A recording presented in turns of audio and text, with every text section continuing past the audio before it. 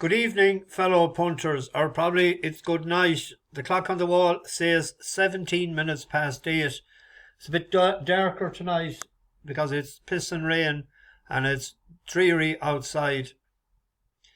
I got the lawn done today though. It can rain all at once now. But the only thing is, I had to take off, to sow along the grass, I had to take off the basket off the lawnmower and just let her rip. And I'll have to rake it up one of the days myself, maybe the day after tomorrow. I definitely won't do it tomorrow. There was a bit of a hold up as well at one stage. As big as the world is, a big fly went into my eye. Of all the places he had to pick, it's my poor little left eye. So I had a job with that, taking it out for a while. So I had a cup of tea and a bit of ginger cake, which I hadn't in a long time. God, it's tasty enough. And then I got in just for the 4 o'clock race, and I heard the commentators were saying that with the going at Fontwell, that it would take some getting. And I said, that suits our candidate down to the ground. And he needed it all, didn't he? I think he went out to 6 or 8 to 1 after jumping the last. But he was one paced. I said that last night. He gives it all, like, that he puts his head down and he just has the one gear. He's relentless. So he got up and then that formed the double mountain song, absolutely hosed up. I was expecting that with Buick. So the secret to that was one was stepping up 2 furlongs and the other one was back a furlong and a bit. So nice double. To be around a 5 to 1 double at the prices last night. There was a small rule 4. I got 5 to 2 on Mountain Song last night, but it returned just over 94. So happy days. And then the other one, obviously, I thought with the 3 or 4, 2 days out. I think he wants 2 weeks. The other one, he's drawn the wrong side as well, with the way. Although the one that was second is the one I take out of it, and we might have a go at him when he comes again. One that was second, I can't remember the name. That was the one I took out of the race. Anyway, I found it difficult tomorrow, but I came down on an each way of the flat, a win bet on the jumps, and a small each way at Leopardstown. Nice little card at Leopardstown tomorrow. I was going to go. I might go yet. Depends. Although I might have 2 pints tonight. I was wore out. Although if I have a shower I might lie down after that. I was wore out today. Now, there is a 2-mile race at Nottingham, soft ground. Well, we have a look at the betting. I didn't look at it in a while. Tottenham Green. I don't know where that is. Someone will tell me. That has ran on the flat lately. Over jumps lately. So with Alan King for the double green. But I came down on a horse lightly raced on the, not lightly raced Lifetime, but lightly raced on the flat. It was 8 to 1 there earlier. If you look at its form at the start, it won 3 bumpers, including a listed bumper on good soft ground. That'd be 3 years ago. Went over hurdles then and ran pretty well in behind Pure Bliss, which is a decent horse. Wind surgery didn't seem to work. Then they had it again, and then it worked. But when it last year had towards the end of last year had a good campaign. Won over a handicap hurdle at a rating of 115, 121. Second at race 126.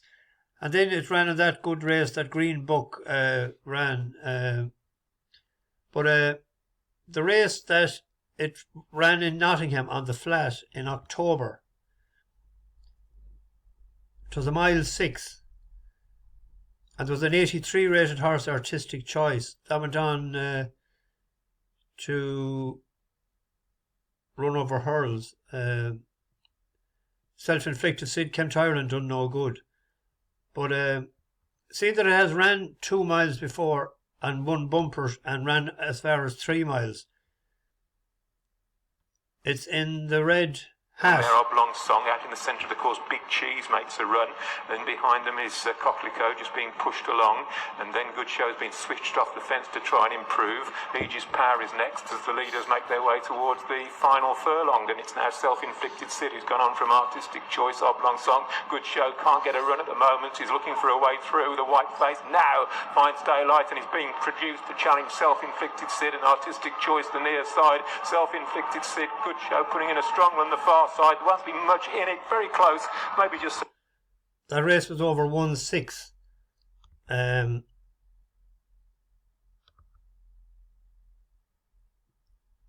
there's a couple of, there's the money for Herrera, but that hasn't ran at 2 miles. It has ran it well at the track at Nottingham, and I often seen that with Nottingham, that it's a track that if you run well on it once, you might do so again. I thought it's an each way bet at 7-1, 3 places. Anywhere that's paying 4 is rock solid. Then the jumps, Wincanton.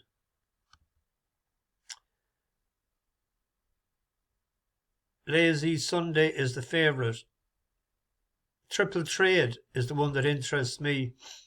This was 7-2 not too long ago at 7:30.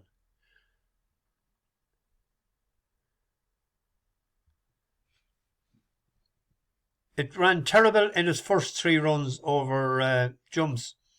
Fell, pulled up, but then it was second to Calgary Tiger, and Calgary Tiger went on to win again, and then it was second in Chepstow behind Eton Collina, and that went on to win again off by 20 lengths, I think, the next time round.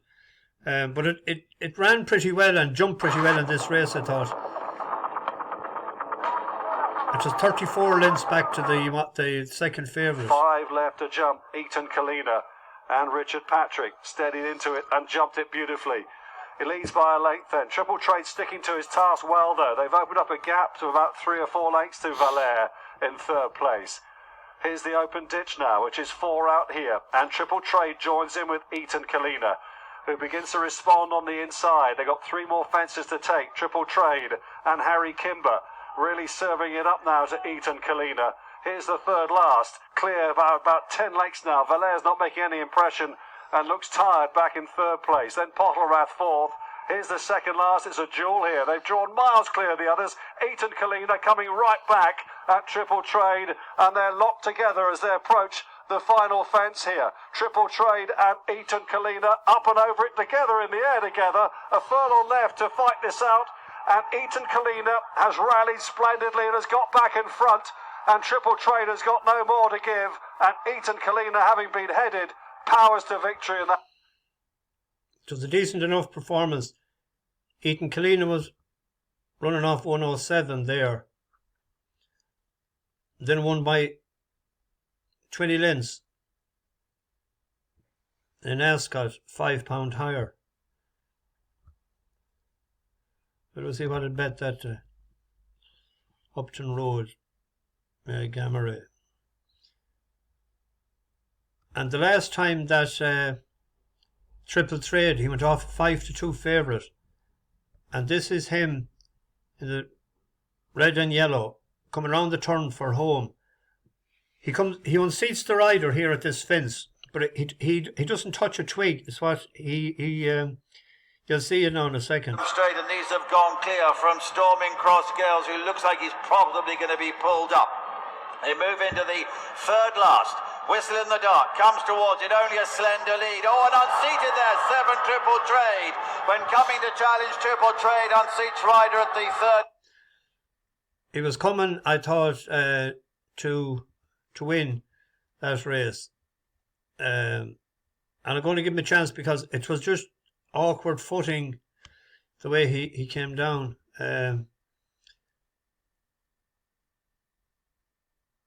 Yeah, that's a win bet tomorrow and an each way on the... And now we're going to Leopardstown's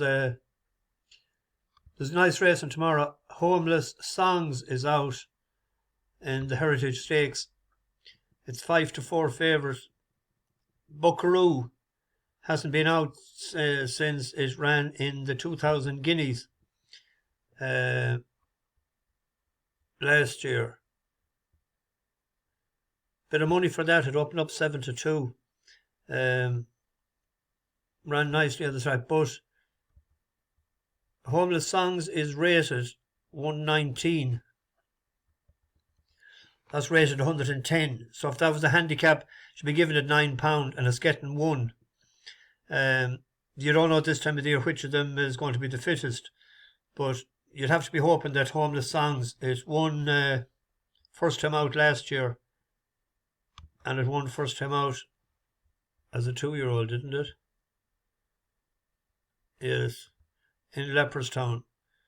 So it has won twice at the track. I'd be hoping that might win tomorrow. There's a couple of buzz horses, horses that we backed last year. I don't think they won for us. They were placed, a couple of them.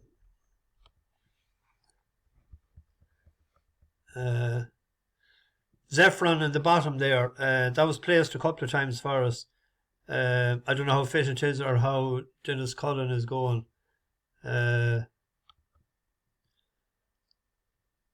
Leclerc, that won twice for us in Dundalk, but it's out of showcasing, so it'll be all right on the ground. But anyone that won a few pound last year will probably see that horse tomorrow. Winning 7 furlongs in Dundalk is different to running on heavy ground in tomorrow. The only time it ran on heavy ground in Navan, an inadequate trip, it was 12-23. Might have a chance. But I thought there was one outsider. There might be. Now this is small stakes. But I was trying to find one that I could, that might be sort of believable. Shona Mea.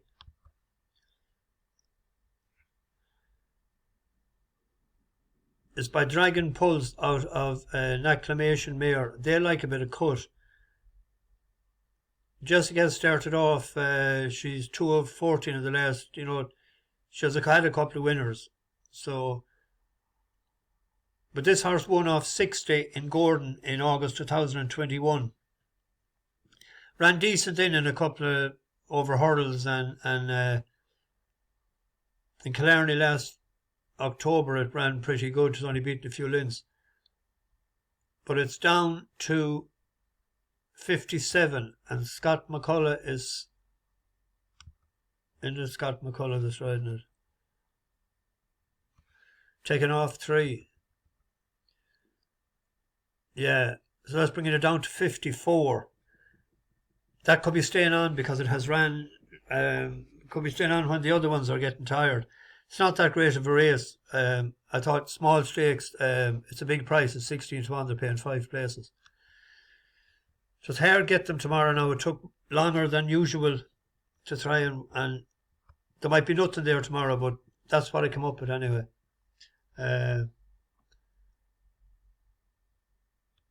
rattling on a bit too much there this evening. Right, that's me. Bash the Bookies, over and out.